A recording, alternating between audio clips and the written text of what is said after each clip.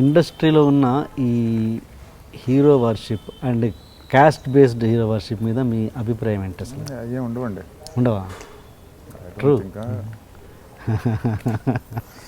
ఇంకా క్యాస్ట్ అనేది ఒక పర్సనల్ ఫీలింగ్, అది ప్రొఫెషన్లో ఇట్ డజంట్ వర్క్అవుట్. ప్రొఫెషన్ గురించి బయట జనాలకి బయట ఎలాగ ఉంటుంది అది, అది ఇండస్ట్రీలోనే కాదు ఎక్కడైనా ఉంటుంది అది. మరి ఇక్కడ కాదు, హయ్యర్ ప్రొఫెషనల్ ప్లేసెస్కి వెళ్ళిన ఉంటుంది, యూఎస్ వెళ్ళిన ఉంటుంది, అన్ని కంట్రీస్లో ఉంటుంది, అది ఎలాగ ఉంటుంది అది.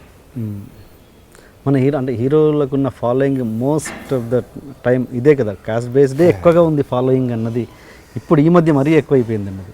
అది పీపుల్లో ఉంటుందేమో కానీ ఐ డోంట్ థింక్ ఇండస్ట్రీ గురించి మాట్లాడలేదు, హీరోస్లోనే యాక్టర్స్లోనే ఉండదు అది.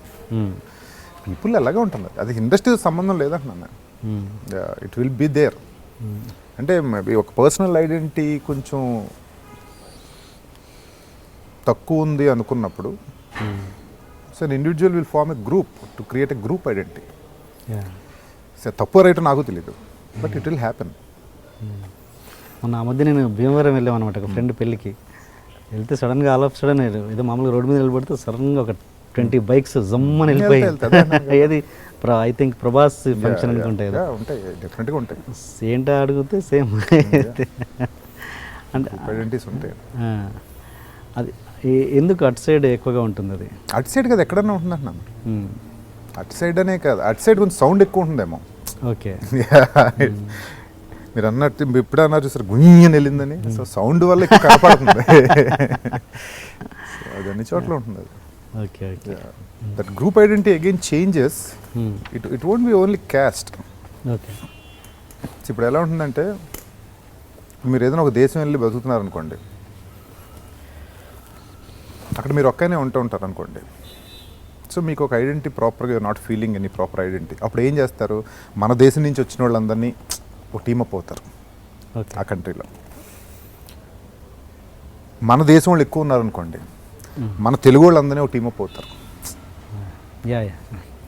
మన తెలుగు వాళ్ళు ఎక్కువ ఉన్నారనుకోండి, మన క్యాస్ట్ వాళ్ళు అందరూ ఎక్కువ టీమప్ అవుతారు. మన క్యాస్ట్ వాళ్ళు ఎక్కువ ఉన్నారనుకోండి, మన సేమ్ ఇంటి పేరులో ఉన్న వాళ్ళందరూ ఒక టీమ్. సో అది ఏంటంటే గ్రూప్ ఐడెంటిటీ ఫామ్ చేసుకున్నప్పుడు డిపెండ్స్ ఆన్ యువర్ లొకేల్. ఆ లొకాలిటీలో ఉన్న పీపుల్ని బట్టి you form a group. So just group identity. But దానివల్ల రాంగ్ మెసేజ్ వెళ్తుంది కదా జనాలలో. మెసేజ్ ఏముంటుందండి, దాన్ని కలిసికట్టుగా ఉంటారు. అంటే ఎలా ఉంటుందంటే, అంటే నాట్ టాకింగ్ అబౌట్ ఇండియా, బయటకు వెళ్ళినప్పుడు ఏదో అడవిలో శత్రువైన మిత్రులా కనపడతాడు అన్నట్టు. అంటే అడవిలో శత్రువు మిత్రుల్లో ఎందుకు కనపడతాడు?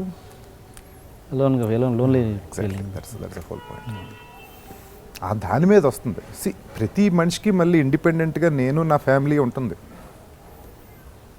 దాని నెక్స్ట్ లెవెల్ ఏంటంటే మేము అనేది డిఫర్స్ అనమాట. కంట్రీయా, లేకపోతే సేమ్ రీజియన్నా, లేకపోతే same లాంగ్వేజా, క్యాస్టా. Hi, you are watching iDream Media. Please subscribe for more videos.